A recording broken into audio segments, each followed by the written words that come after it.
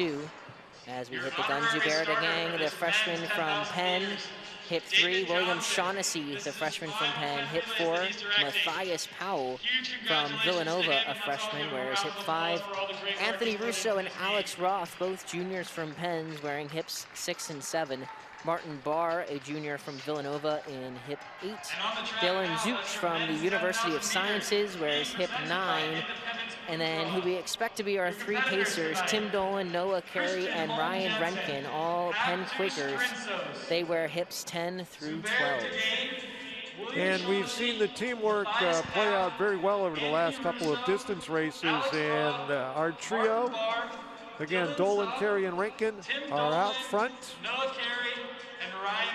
And again, settling into that pace, hopefully bring us around to 29 mid. Finish would be nice for our winner.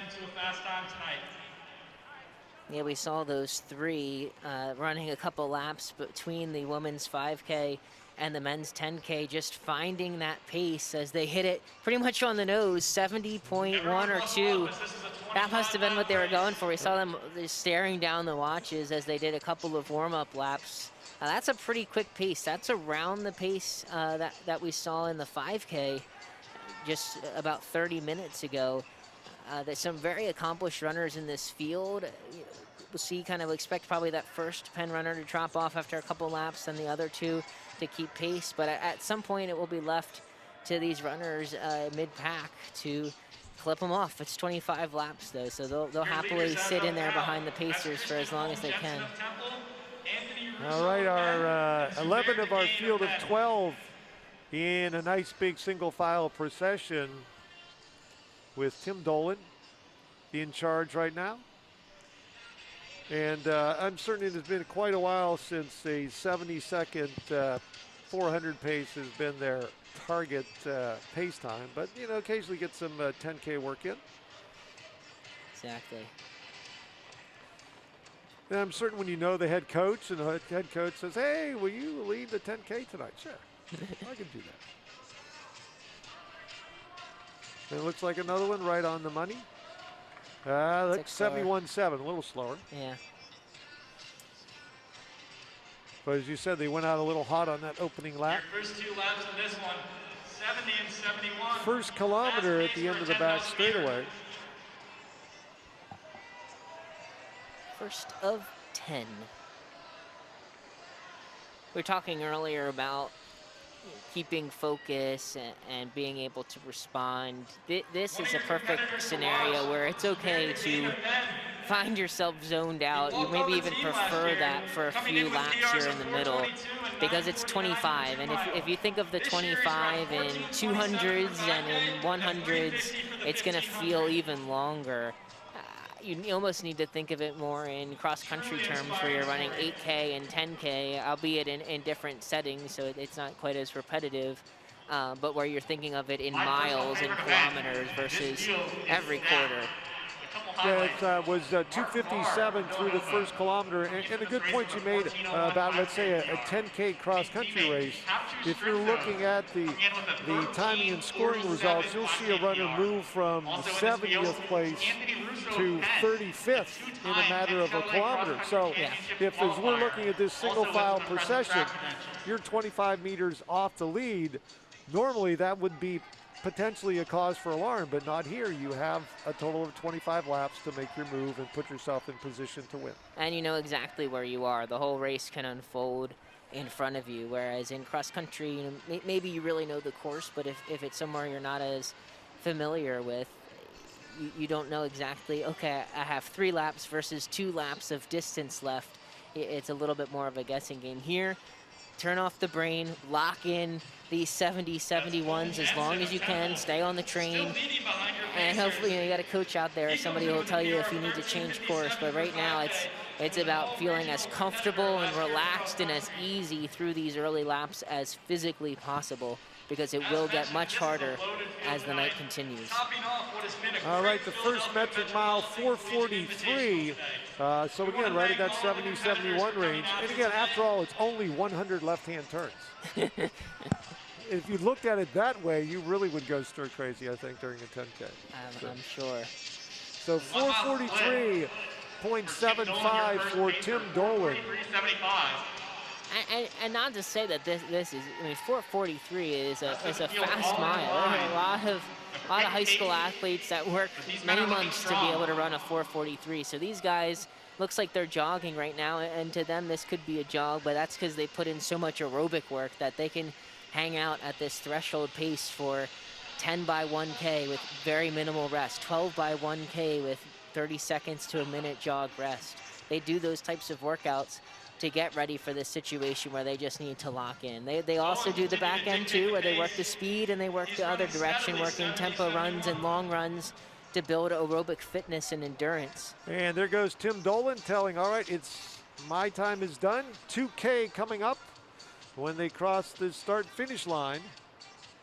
And 5:54, so a pair of 2:57s to go through 2,000 meters in 5:54.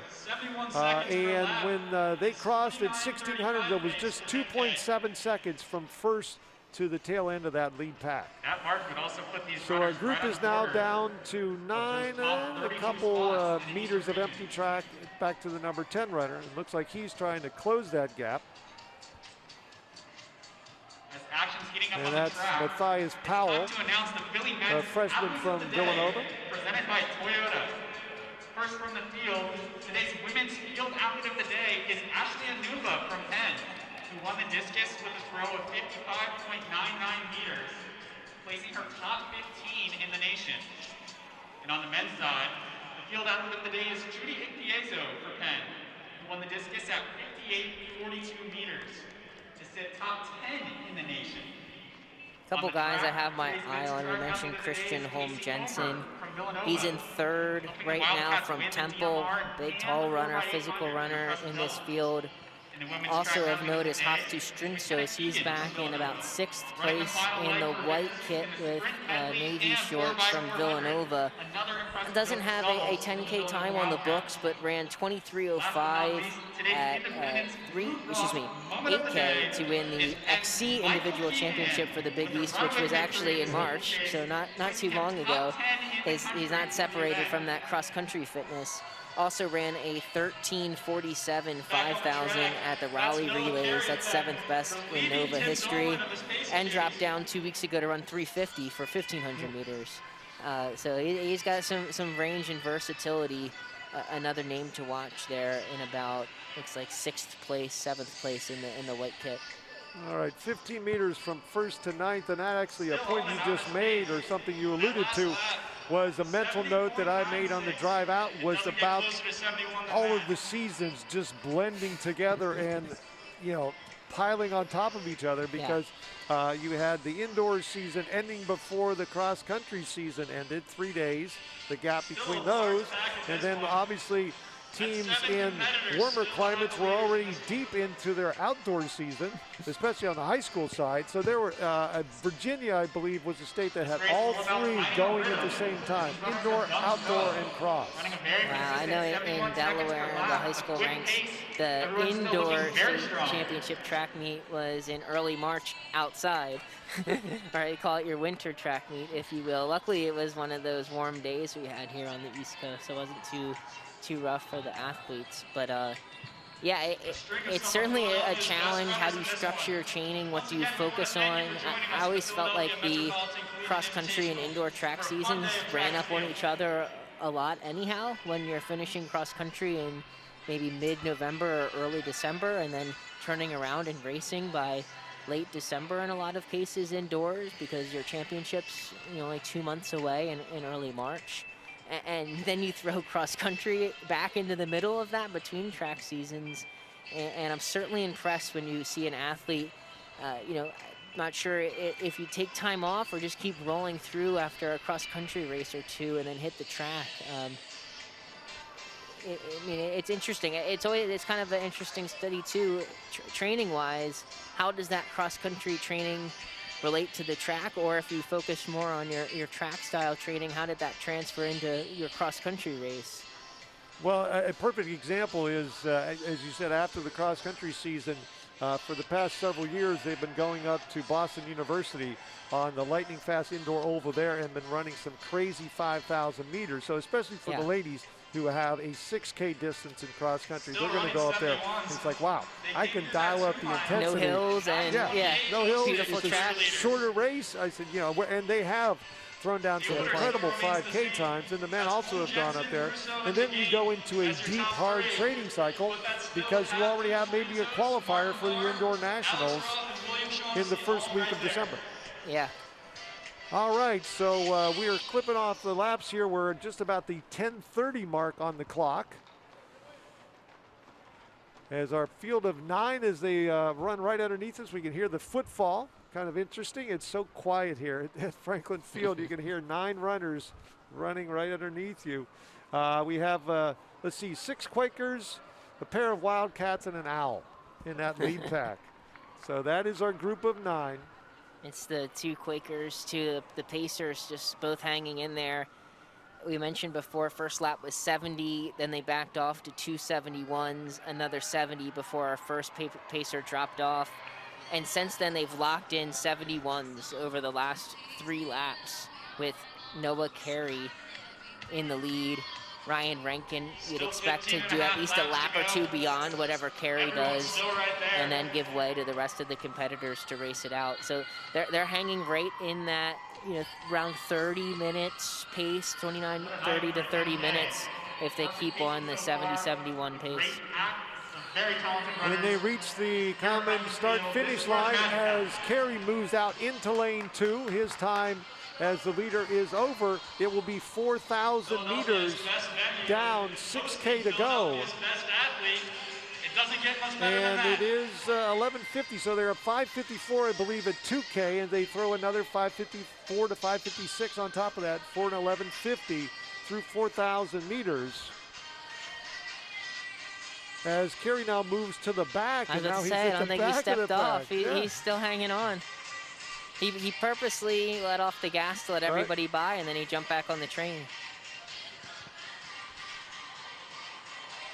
So Ryan Rankin at the point through 4,000 meters. And Ryan Rankin now relieving Noah Carey of the Mr. Carey may be helping some of his teammates at the tail end of that pack stay on pace and keep with it through at least 6,000, and then it starts to be a race after 6Ks in the books. A little extra work for Carey, too, putting his training log. If he was supposed to dip at 4,000 meters, he can take an extra K if he's feeling good, right? And he looks good, and of course he's running longer by being out there in lane 2. So he's putting in extra meters plus extra kilometers. There he goes. And that was fun. All right, 11 laps down, 14 to go. This is our final event of the day. We've got things rolling at 2 o'clock with the 400-meter hurdles. And this is a 25-lap affair, the 10,000 meters from men. This is the Philly Mets, the Philadelphia Metropolitan Collegiate Invitational, live from Franklin Field. Phil Grove along with Brandon Holbeck. Another 71 on that last lap, the first for Rankin in control.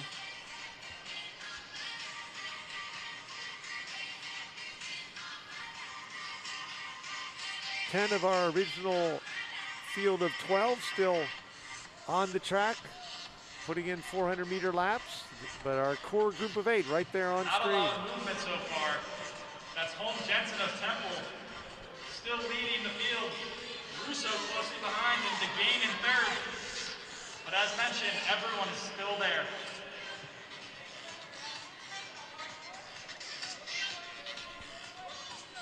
"12 laps down for Ryan Rankin, and at the end of the back straightaway, that will be 5,000 meters in the books.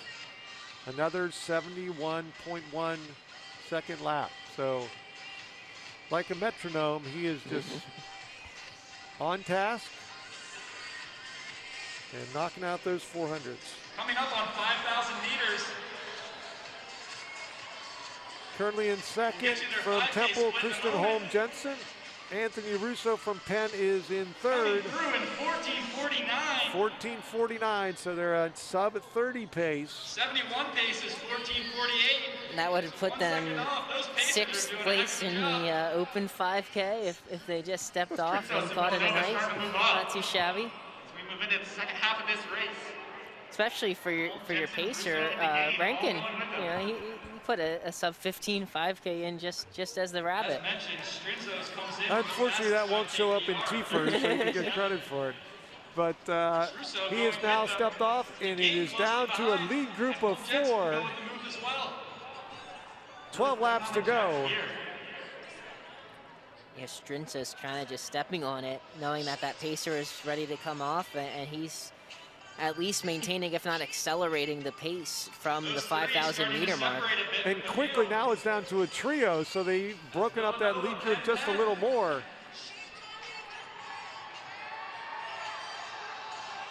And once again, we come down to a battle between Villanova and Penn. Bragging rights so much a part of this part of the country. Absolutely. East side, west side, all the colleges in and around Philadelphia. For Zubair Dagan, a freshman from Penn who's in third there. His 5K PR 2 weeks ago is 14:27. So not too far off that through the halfway mark. Looks super comfortable still. Has that endurance. You know, some people can be just pretty close to that split if they're more on the 10K side. Their 5K PR might not be all that much faster than the pace that they can just maintain. As we hear 67 for that quarter, so a little bit faster. We were running 70-71 with the rabbits. Strinzo's decided, I have had enough of that. I have a little more in the tank. Instead of just holding on to it, I'm going to open it up over the second 5K and run some negative splits. Running a very And his head is down, and he is definitely determined that this is going to be his race. He's going to make it or break it. Yep. Yeah, he's confident that 67, you know, that's 214, 215 per half. He's confident that he can just maintain that and roll with it to take that strong, aggressive move after the rabbits. He's daring Russo and the guy and anybody else to try to go with him. I'll predict that this will be another one of those nation's best times that we've grown accustomed to seeing throughout the day. The leading time in the Eastern U.S., Aaron Bienenfeld from the University of Cincinnati went 28:10 all the way back on April 2nd. And the rest of the top 13 all under 29 minutes. So that's where our pace is going right now, sub 29 pace over this final 5,000. Yeah. That was 6,000 meters, so we have 4,000 still to go. For some context, that Back-to-back 67s. 14 minutes flat for the second 5K. All three runners looking fantastic as well. So it's easy for them. What a run in the making. Not that long ago, as far as this race is concerned, I mentioned first to ninth place was only 2.7 seconds. Well, first to ninth now is straightaway plus, as the top three has just pulled away from this field. All three still looking very, very strong, tucked in on the rail. Not much movement in the arms, right? They're still in that aerobic phase. They're not really pushing it yet.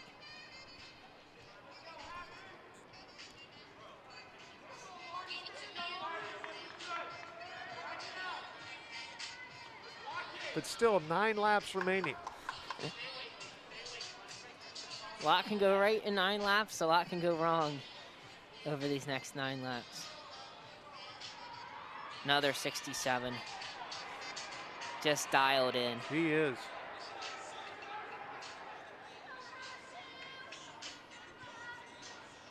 Still have The to freshman wearing the colors of Villanova, Haftu Strinzis.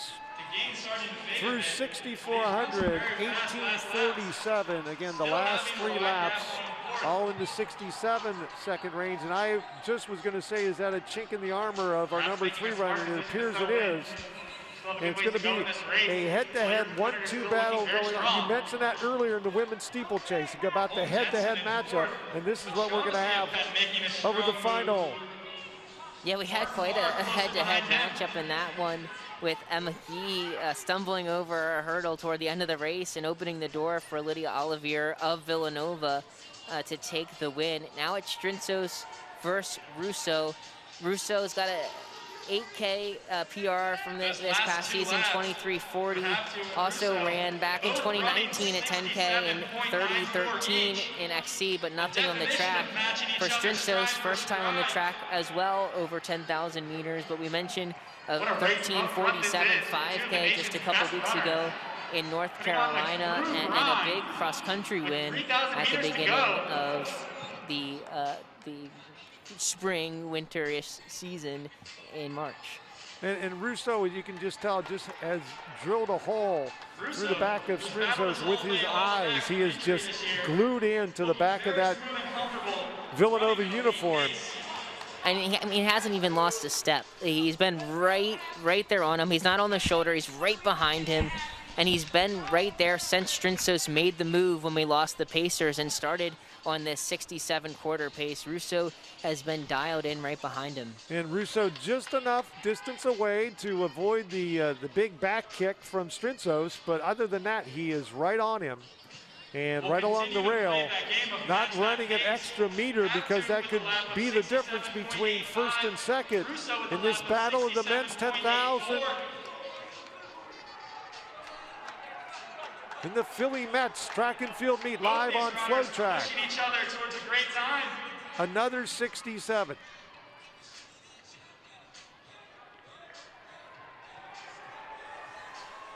And if anybody ever wants a young man to step in and throw down 67-second laps, excuse me, I can recommend somebody after this performance. By Haftu Strintzos. Absolutely. Really no movement in the flags. There wasn't much wind earlier down at the track level. Appears to be pretty calm. It's a beautiful night, cooled off for these guys. And this is the night to put down a fast time, and they're right on pace with it. They've been so consistent, so dialed in. First running 71 seconds with the Pacers, now running about 67 seconds, which is like 4:35 per mile pace. Pretty legit. If these two runners are to keep up the same pace, another 67. Under 29 minutes Crazy. For the 10K. This second 5K is almost assuredly going to be 20, 30, 40 seconds faster than the first 5K. They were 14:49 in the first half. This is a huge negative split here. Yeah.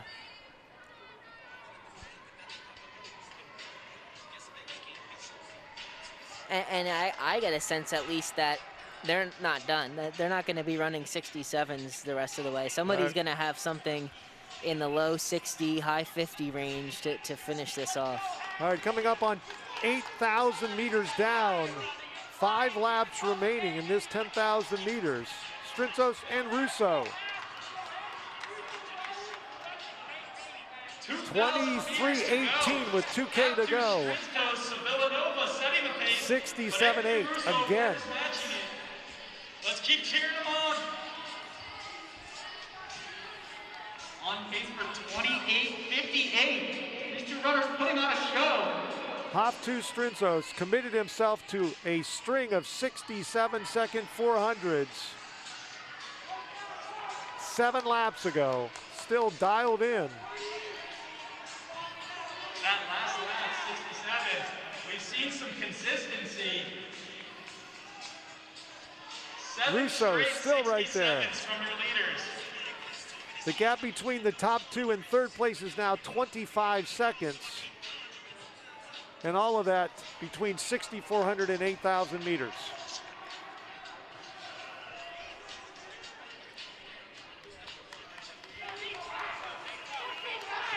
We have a metric mile coming up when they hit the start-finish line. That's Martin Barra, Villanova, taking over in 4th.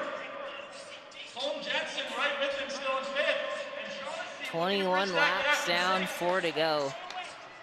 And maybe some movement here from Strintzos. Maybe, but Russo's right with him. He responds. They slowed slightly in the first 68 in over 2+ miles. And it seems like he heard that, right? As soon as they came through 400 meters, Strinsos tried to put a few steps in to get back on pace, and we'll see if he did. But Russo, second, reacted right with him, right behind him. But clearly, you know, some sort of plan or at least idea of I can run 4:35 mile pace, and if I fall to 68, 69, if I'm Strinsos, I need to get back on that 67 train. He's been dialed in on it.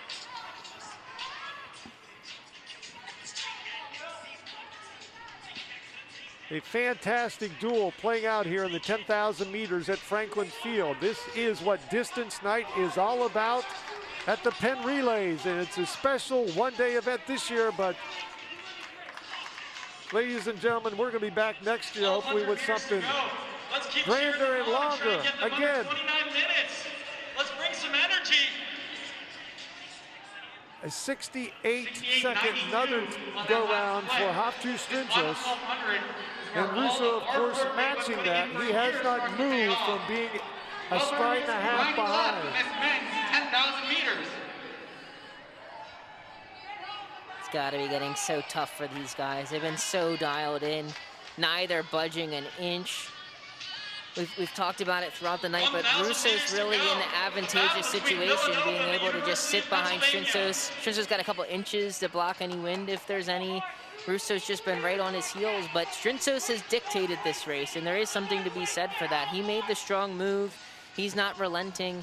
It's really going to come down to whoever has something to dig down into in this tank, who can break the pace and break their opponent.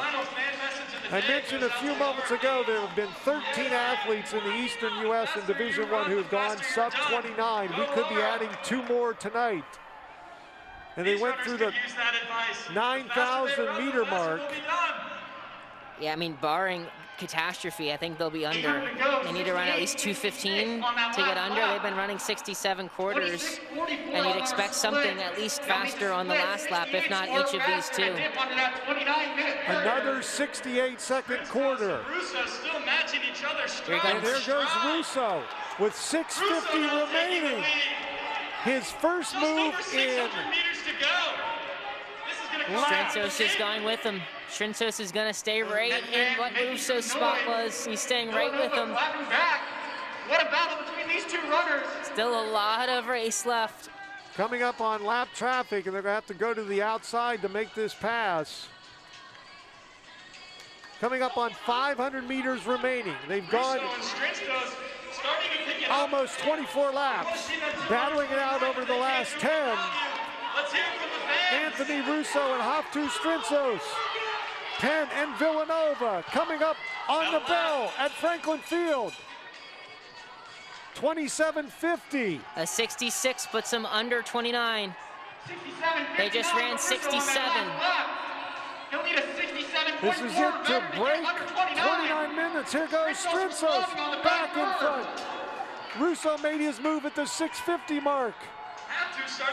Haftu Strinsos did all the heavy lifting in the second part of this race after our pace setters dropped out. Looking back over his right shoulder.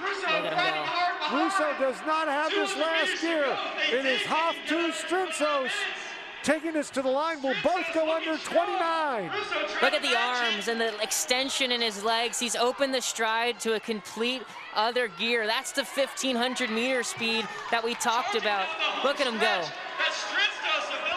The goal, sub-29. Will he get there? Haftu Strinsos. He's going to get it done. Will Russo also be under 29? Yes, and yes! What a run. A fantastic 10,000 meters at Franklin Field. Haftu Strinsos, 28:55.55. Anthony Russo, 28:57.20. Again, 2 more runners to join the sub-29 minute club in the Eastern U.S. in Division I. 62.79 on the final 400 for Strinsos. We knew it would be a question of who had that extra gear, and it turned out to be Strinsos, even though they went back and forth. incredible to see him on that last 250 really go to his arms. You can see the drive back with his elbows and his shoulder, and his stride extending even beyond what it was. It was a beautiful lofting stride. He looked super comfortable through much of this race, but he found something else in that final 250 meters. And big credit to Russo, who dialed in right behind him as close as you could be without getting clipped. Made his move maybe a little earlier than you'd expect, but tried to make a strong move to break Strinsos, couldn't quite do it, managed to hang with him, and I think he'll walk away pretty happy with his sub-30 in second place. After 13 laps of basically 70, 71 second go rounds, yeah. Haftu Strinsos stepped on the accelerator, dropped it down to 67 seconds, and except for a couple minor deviations, they held that the rest of the way, and that's why we have two more runners under 29 minutes in the Eastern U.S. in Division I. Haftu Strinsos and Anthony Russo. Hats off to both of those young men. 28:55.55 and 28:57.20.